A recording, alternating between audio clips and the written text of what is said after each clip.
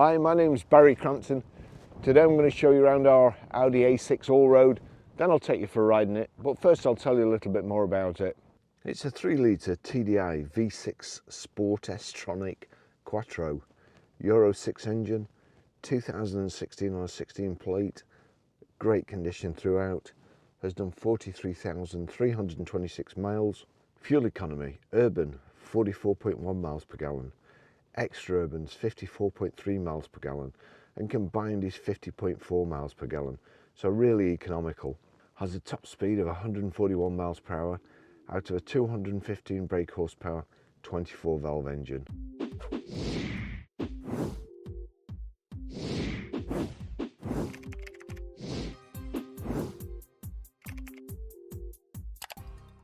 So being the Allroad, it's got a couple of little extras, a little bit higher. It's got these plastic wheel arch extensions and also these the sill protector there. 10-spoke diamond cut and dark silver alloy wheels. It's got Pirelli P Zeros all round. So we've got the high pressure headlamp wash, real deep chin spoiler, which is unusual for a four-wheel drive because normally you'd want more ground clearance, but it has got this scuff plate on there. We've got front parking sensors, the Quattro badge and the big Audi grille. I'll just show you the engine.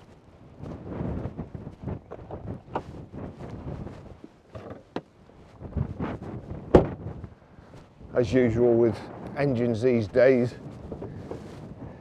they don't try to make them look all fantastic at the actual engine block and everything else. They just put a big plastic cover over it, but it's a V6 TDI. It's a great engine, I've got to be honest. It really is a great engine.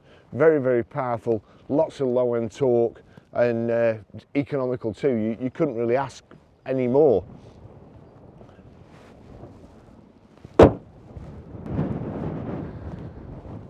Chrome brightwork around the windows, rear privacy glass.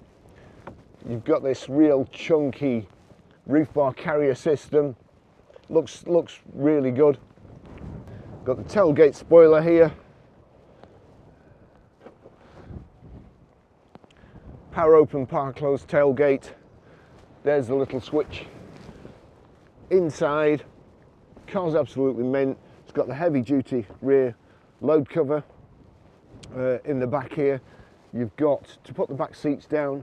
There's two little handles here, so they just flip down like so. So nice. The car's lovely all round. Again, you've got this like exit skid panel, I suppose. It stops you scuffing the bumper. Having said that, you just scuff the aluminium protector, which costs more to renew than the bumper costs to paint.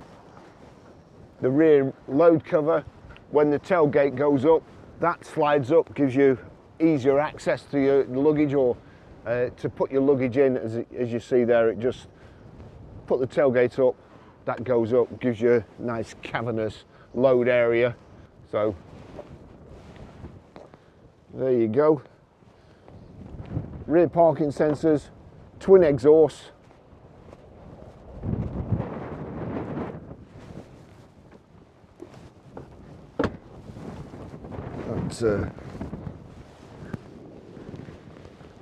That seat's well made, I have to say. Very, very heavy. Really nice inside, plenty of headroom here. You've got the reading lights at the back, this kind of chevron checker plate insets to the dash, the gear tunnel and the door cards finish it off nicely. Everything looks well made. The seats are kind of contrast stitching. There we go. I don't think the rear seats have been used too often. There's two cup holders as well. You've got your rear controls here for the climate control. Vents here at the side and vents there. Coat hooks, big handles, another coat hook there. It is really nice. They're nice and high back too. I see there's kind of staples for, I'm assuming for attaching the child seat, as well as the Isofix rear child seat anchor points in the back here. seats are cut out here, so you've got knee room. And although I've got the chair a long way back, my driver's seat a long way back, I've still got enough room here. Once you've actually got in, if you can do that, if you can get in all right, then it's comfortable. It's lovely. Okay, I'll just take you for a ride in it. Not sure what the audio is going to be like. It's blowing an absolute gale today, but I'll do my best.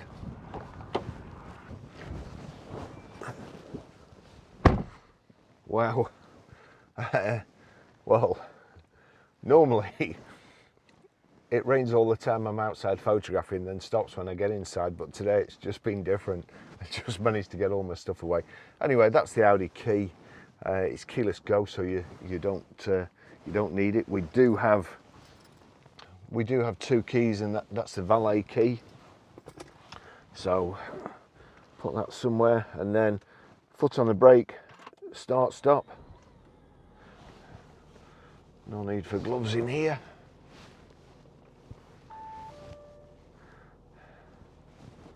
Okay, dispose of them, and then the jacket too, I think.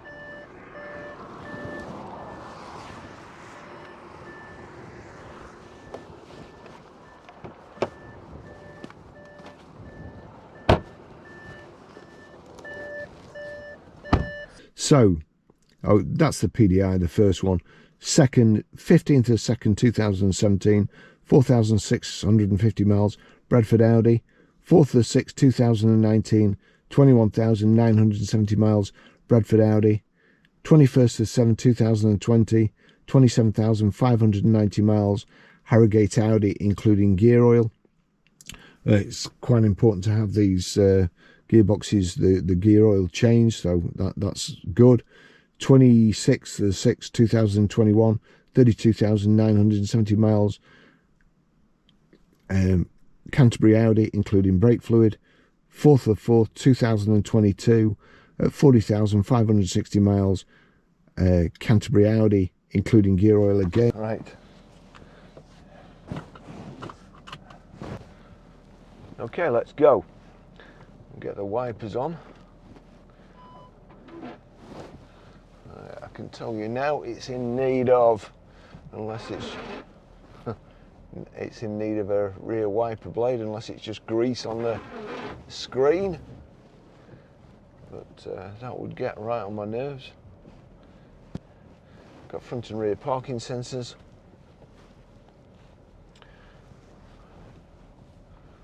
There's a close one before, as I was videoing. I mean, just here, normally there's sheep on the road, so you come round there. There's a Jaguar coming around, they took this S-bend, clipped the apex here, and was in the middle of the road just here as another car was coming around the corner. Fortunately, they didn't hit, but it's unbelievably stupid when you can't see what's coming around the especially, you know, normally there's a tractor as well. So, whoa!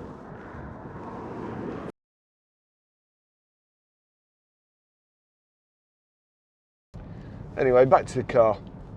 Lovely car, drove great up here. I've got the heated seat on. It's that's extremely warm as well at the moment, so we'll knock that off. Give the sheep a bit of room.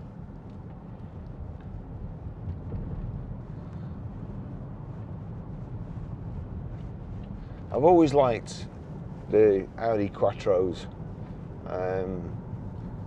Very, very good feel to them on the road. They don't feel too harsh, just weighted nice, and suspension's just about right too, not too hard. Although if you click car there, you can set up here, it's got air suspension. You see, if you go to individual, you can then click that button. Each instruction in each corner corresponds to one of these 4 silver buttons. So there you go, you can set up the engine and gearbox, comfort, dynamic, dynamic's horrible, honestly. I don't know why they even have set individual, but air suspension, auto, dynamic. So we'll set that up. And the steering wheel, when you go into dynamic, it's horrid. In the old days, so let's set that to dynamic 2. So we're on dynamic all round. In the old days, your steering box, after a while it used to wear, and you could there was a kind of a grub screw with a locking nut on, and you undid the locking nut and then just tightened this grub screw a little bit, and that effectively took the play out of the steering wheel and enabled you to pass your MOT. However, what it also did was the steering wheel was kind of stuck in the centre, and you had to like force it past the centre, and that's what I think dynamic steering feels like. And the comfort is so good. So we'll go back. I'll leave that like that. But then you've got ordinary dynamic, auto, comfort, efficiency, and all road. So I'm torn between comfort and auto. So I'm going to put it on auto. And then you've also got, that's your display. That, if you didn't notice it before, it comes up out the dash there. So that's like that. You've got radio. You've probably heard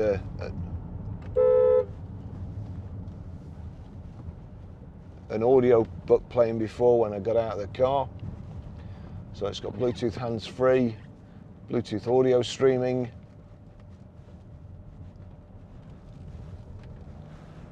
We have Sat Nav there. So Sat Nav, that's come up as destinations. So that's to enter your destination. Over here you've got your stop-start, which I would recommend you turn that off. You've got your gear selector here. If I knock that across, I can use it as a manual, change down like so, and up. I'm clicking away, but your drive is perfect. And you've got paddle shift on the steering wheel, again like so.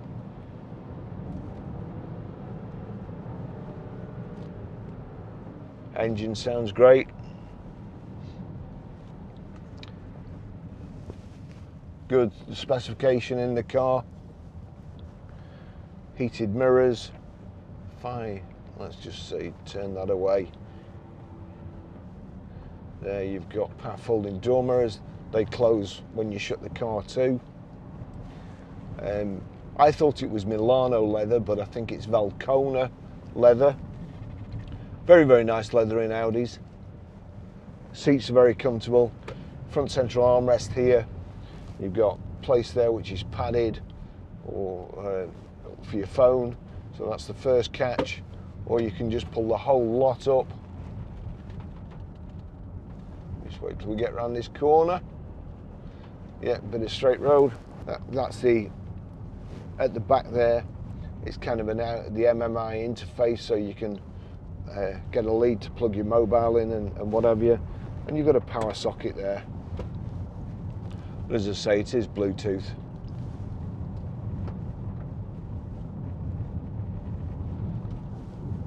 Actually, I'm just going to stop here. I'll put it in park. I'm not touching the phone. Exactly.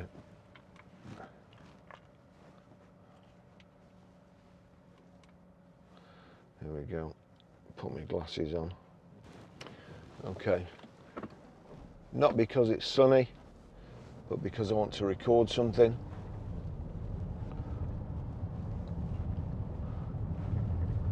Dash is nice and clear.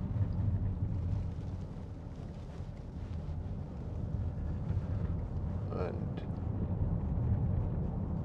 in the centre there, if I turn that, you'll see distance covered 29.9 miles, average speed 17, fuel consumption, it's only showing 27 at the moment, but it's been ticking over while I've been videoing it, so that will come up. Driving time, fuel range, date. There's a swallow in front of us there, giving us an escort up the country lane. So, fuel gauge on the right hand side, Speedo, information display in the centre, rev counter, and then coolant temperature. And down here, if you can see, that's your cruise control. If I click the end in there, that's set the cruise control. If I knock it up, it will increase the cruise control speed, and if I knock it down, it'll decrease it. If I knock it away from me, it knocks it off, and if I pull back, it resumes the speed. Right, it's pretty dismal today, so don't need my sunglasses on. Over here, you've got electric memory seats, so they are electrically adjustable. From the side here, I think we've also, yes we have, that's there's a round button, that's lumbar support. Once you set your door mirrors, I'm just going to move the door mirrors, just check they're working okay.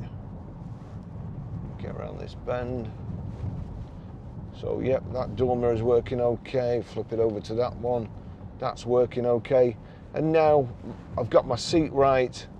The steering wheel is height and reach adjustable, but that's manually adjustable, so that's not controlled by your electric memories. But I click set and 1, you hear the beep, that's it. So we'll just move everything about, and you'll see the mirrors change there. So that was position 2. So that was position 2 that was set before.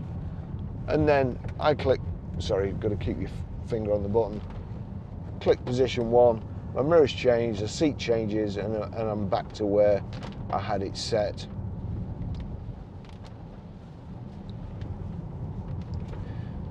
Oh. I'll just put my glasses back on because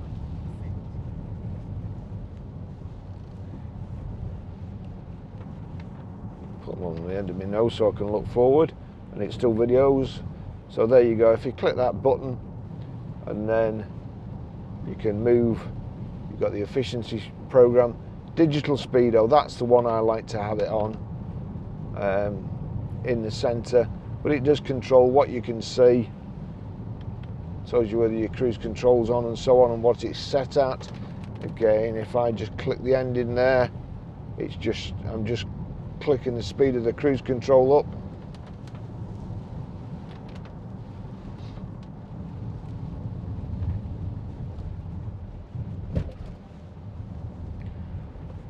So we'll just go back to the list, and then reduce display.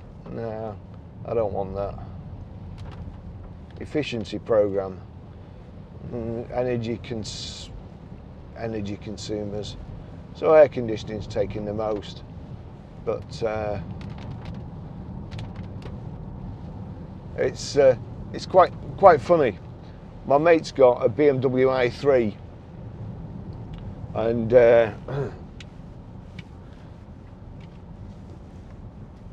we were going out for lunch on Saturday, and he set off. We were only going a few miles to the Blue Anchor at Bretherton.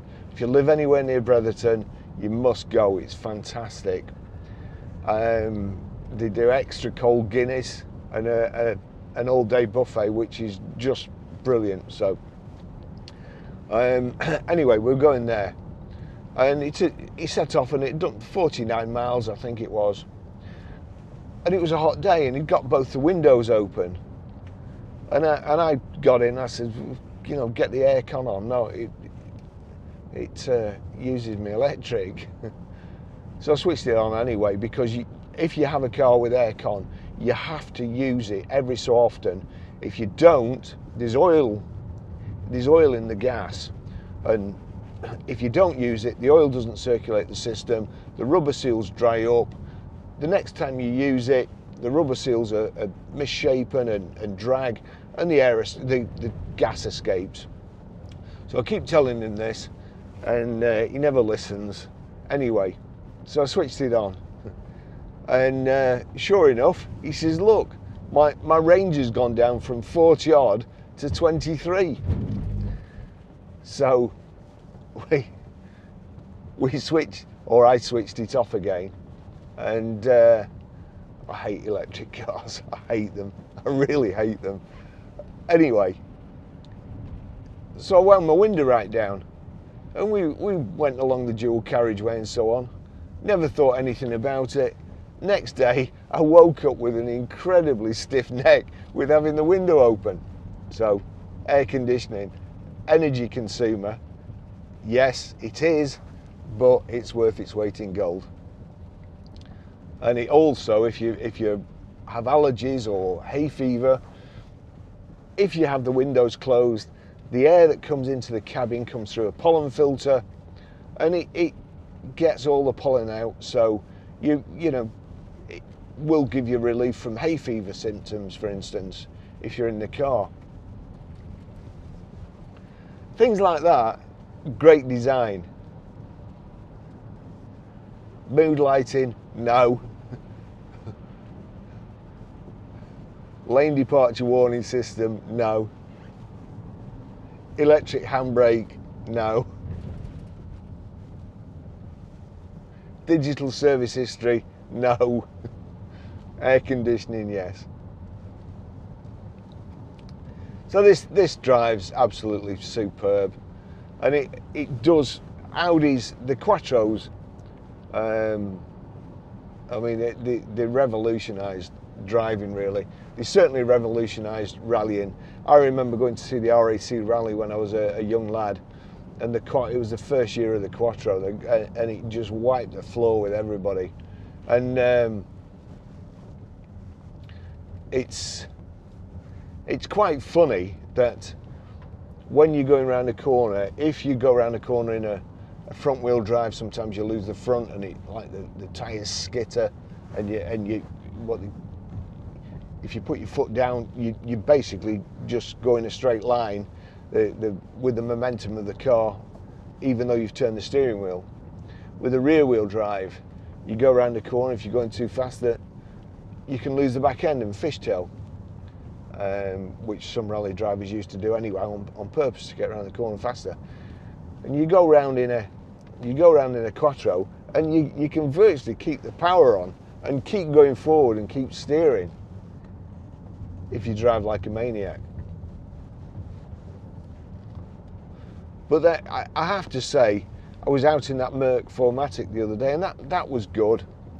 BMW do the X-Drive, but for a road car, then I would say the Audi system, to me, feels the best. It's not as good as Range Rover, but that's a completely different thing. It's you know, a proper off-road car. But this, I mean, this would be ideal for, I don't know, I would see somebody like a vet using this, or somebody who likes to do a bit of fishing, or you know, got a caravan towing. It's a lovely car. Here you've got your electronic handbrake, you've got auto hold there. That's your kind of iDrive system. You've got heated seats there, which I'll put on again and knock down. Climate control, your parking on off.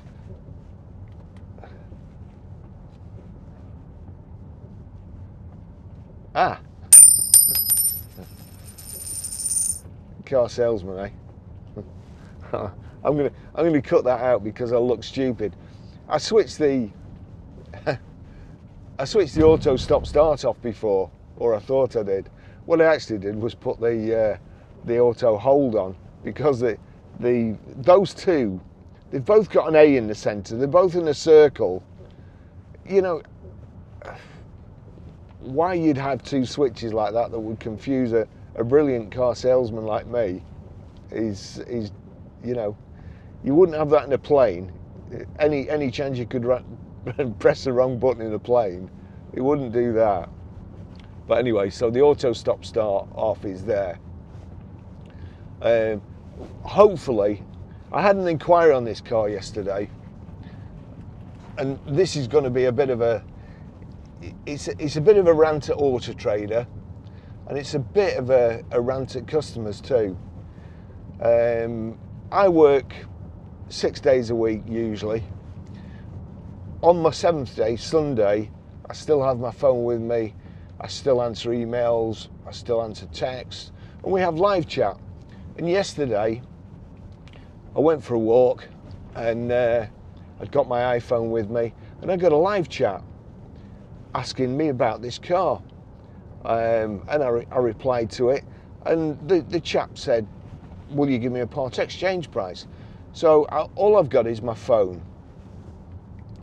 I'm walking, I haven't got my reading glasses with me, and so I replied to the thing, can you give me a part exchange for his car? So I tried to do my best. First of all, I asked him how much he was hoping for, because it's my day off. If he's hoping for something that's going to be way out, then I'll just say I'll get back to you Monday and I'll enjoy my day off. Give him the bad news on Monday, or do some more homework. He replied the usual thing, as much as possible, which, you know, there you go. So all I had was Auto Trader and access to Auto Trader. Cap is on my computer at home and at work. So I looked at Auto Trader, and Auto Trader said 25,250. Bearing in mind, I asked him how much he was hoping for, and he said as much as possible. So I put Auto Trader says your car's worth 25,000. Normally there'll be, you know, a couple of wheel scuffs, and even doing wheel scuffs, it's 400 quid to get them done properly if they're polished alloys. It's 400 quid plus VAT. So Auto Trader says it's worth £25,000. Now, bearing in mind, I asked him how much he wanted, was looking for.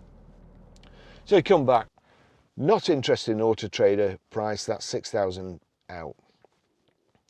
So I just put, right, okay, thanks for your interest, sorry we couldn't help. And then he come back to me, We Buy Any Car is offering £30,000. Right, fair enough. So I put, that's a good shout, I'm not trying to steal your car, so if you sell it to them, that would be great. In fact, it'd be fantastic for me, because I didn't want his car anyway. We like to buy what we like to sell, and the car he had, I don't like to sell them. I don't like them, they're too much trouble. So if he sells it to We Buy Any Car and buys our car, that's good. He gets his 30 grand that they've offered him, although I suspect when he actually got there, he wouldn't get 30 grand, but that's by the by. It's not going to be 5 grand out. They will chip him, but unless there's something drastically wrong, it's not good. So he's quids in. I don't mind that. In fact, I suggest that everybody checks the car with We Buy Any Car, because normally if they've been to We Buy Any Car first, we usually beat their price, and it's educated them first, and they get to give them the bad news.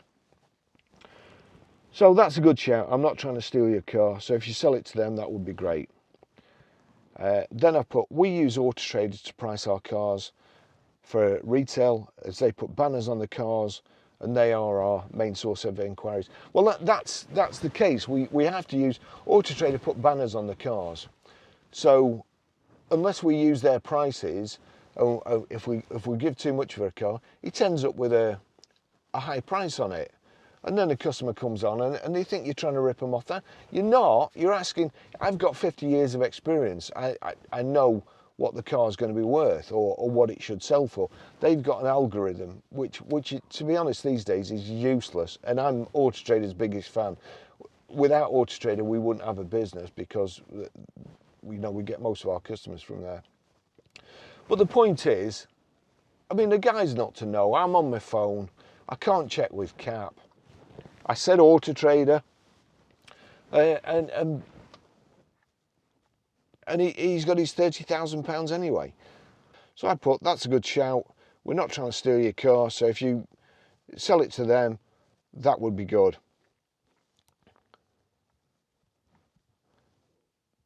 And then he put something like, it sounds like you are. Pity, because I was interested in the car. But I don't see the problem. If you're interested in a car, go and sell it to We Buy Any Car. I don't think your car's worth that anyway. They've got on some vehicles now, the retail vehicles, it's a wholly inappropriate way of them being able to retail cars. They can basically buy them for the auction. We Buy Any Car buys the cars, they put them in British car auction, or they've got their retail side. So I'm surprised the Monopolies Commission have let them get away with that. But there you go, you know, you can't win them all. I don't want his car. I don't have to take his car. He doesn't have to buy my car. He doesn't have to take my price. But, you know, give us a break. Me and John, we had a guy come in the other day. He'd been offered £8,850 on his car. It was worth more. I cannot for the life of me take advantage of people. I can't lie. This chap, he'd been offered 88.50. I thought it was worth 9.5 grand. I could have offered him another 50 quid. I didn't. I offered him 9.5 grand because that's what the car was worth. We're not here to pinch your cars. We're not here to take advantage of you. We've been in the job. I've been in the job for 50 years. Me and John, we do all right. We're happy. We love going to work. We love doing what we're doing. Neither of us are particularly interested in money. If I get it, I just waste it. If John gets it, he spends it on his grandchildren. So, you know, if you're watching this video, the guy that I had on Sunday, who thinks I was trying to steal your car, you're wrong. Go and sell it to We Buy Any Car. Most of the time, we beat their prices. On the odd occasion, we've had a bad experience with a car, we don't like them, we think they're unreliable, or it just doesn't fit into our stock profile. We don't want it, but give us a break. You know, I don't want aggravation on my day off.